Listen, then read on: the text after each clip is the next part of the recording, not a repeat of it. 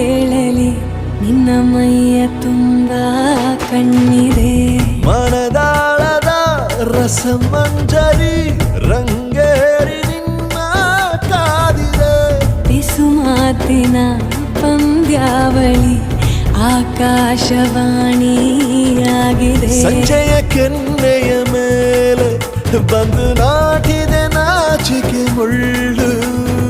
ಮನದ ಮಗು ಹಠ ಮಾಡಿದೆ ಮಾಡುವ ಕೊಂಗ